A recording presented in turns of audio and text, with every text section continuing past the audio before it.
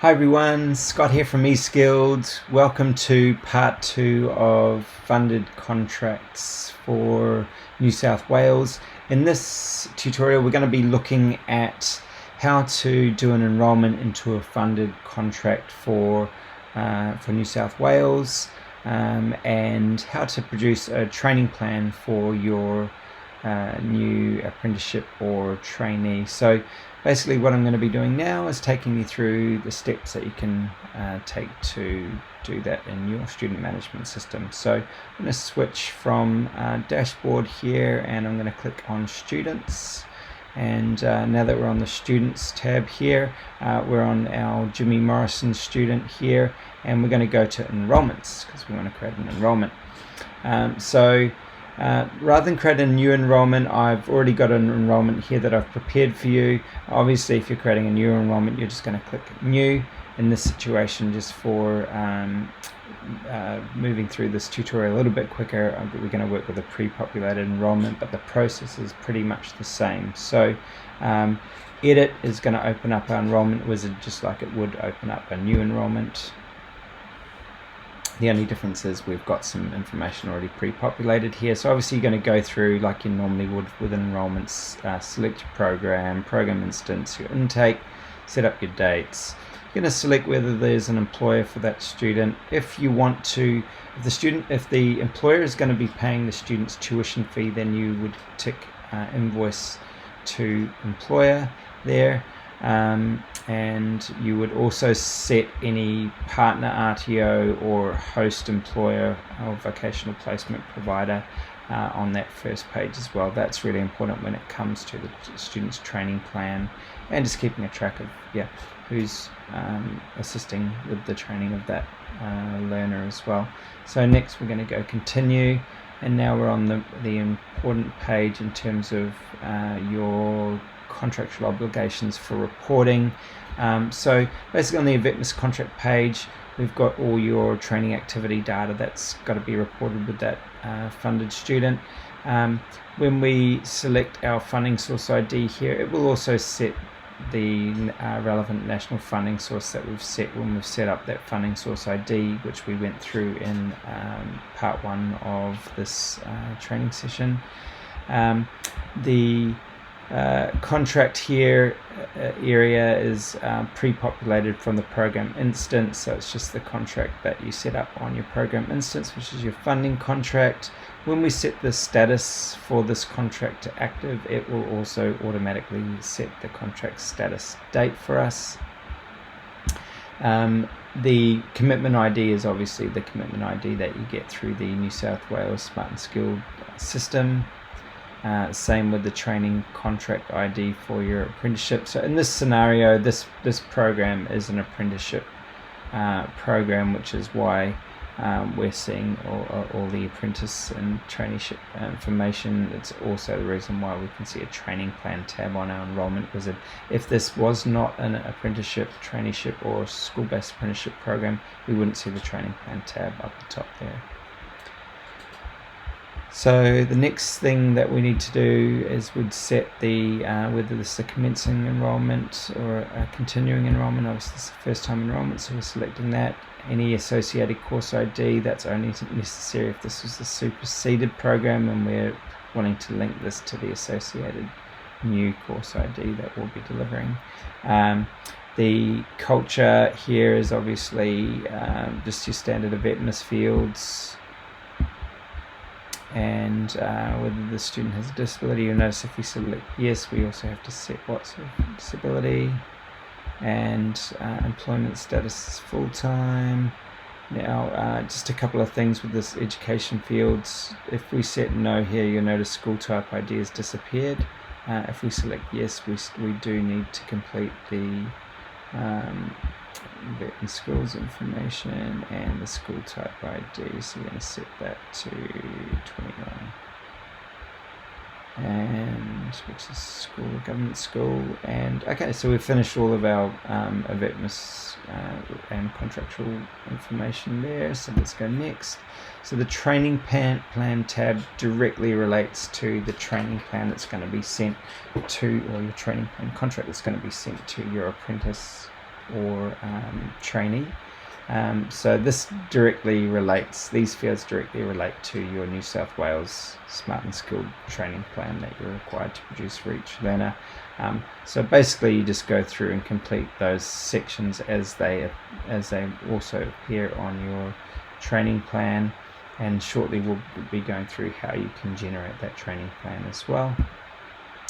The next tab is units. So basically the units tab is pre-populated from all of the settings that you set up on your program instance. Now if any of these columns is missing information, it means you haven't set up your program instance correctly. You might be missing some information at your program instance level. The idea is when you set up your program instances, you've got it all pre-populated to make that enrollment process much quicker when enrolling students. The only thing that you should need to do on this tab is to set the responsibility for training, which is also going to be reflected on the student's training plan. So if you're not doing the training plan when you're setting up the enrollment, you don't need to set these up at that time. You can do them at any time. But yeah, when you're ready to do the training plan, you would come in here and edit who's responsible for training the learner, whether it's the partner RTO, your RTO, or the employer, or a mixture of both depending on the units. And so that's all pretty straightforward. Obviously we can edit anything in any one of these lines just by clicking on edit, and we can update a particular student's group if we wanted to. We could change scheduled hours, delivery modes, etc. We could, if we want to update the version of their learning management system course at some point, we can do that. So that's just your standard functionality in units. And then if we go continue on the payments page, this is where we need to select the tuition fee. So in this case, let's select Smart and Skilled. So actually I'll unselect that, and let's select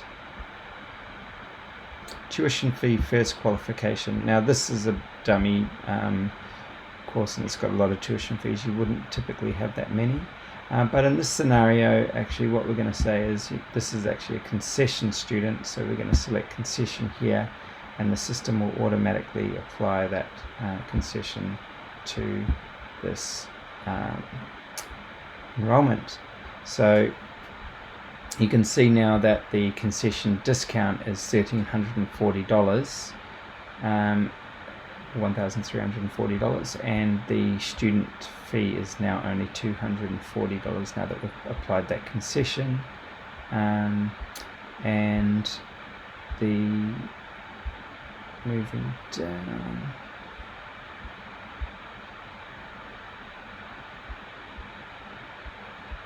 so the last thing that we need to do or to check here is whether there's any loadings for the student. So you can see here we've got our funded contract subsidy and loadings, and we may need to, if they're applicable, add some loadings in here. So we might add a disability loading in here, and the student might be in a regional area as well, so we would select that loading, and that's going to update our add our loadings into our total expected subsidy up here. So the thing to note now, this should match what's coming out of your New South Wales Smart and Skilled system when you're entering your student into that system. If for any reason you the figures aren't matching for whatever reason, you can override anything here to ensure that you're claiming the exact amounts that are also reflected in the Smart and Skilled system. So that this is the point that you would check that against the Smart and Skilled system, and make any adjustments that you need to, should it not be calculating correctly. If it isn't calculating correctly, it means that you've probably got something set up incorrectly at the program, but you could fix this here for the student now and have a look at that later. So now if we're all happy with everything there, we would submit that, bearing in mind that the student's application status at this point is just application received. You'll notice that there's no finance or financial tab on the student's enrollment yet. That wouldn't happen until I set that student's enrollment application to approved. So once that student's gone through the necessary checks to check the eligibility for funding and I set it for approved here, that will then create their payment plan and set up there and process any payments where payments are applicable and set up their tuition fees, etc. So step 2 after setting up the enrollment is obviously to, once you've done all your checks for funding eligibility, you would then set that student to application approved. If a student is coming in through an external enrollment, they will automatically come, which is your online external enrollment form, they'll automatically come in as application received. You would do what I've done. You'd edit their application, edit their enrollment, and go through, make sure the fields are filled out correctly and that you've got all the relevant information that you need, and again set them to approved once you've confirmed their eligibility for their funding. And obviously once they're finally ready to start their course, you would set them as enrolled. So that's the workflow for setting up a student into a funded contract.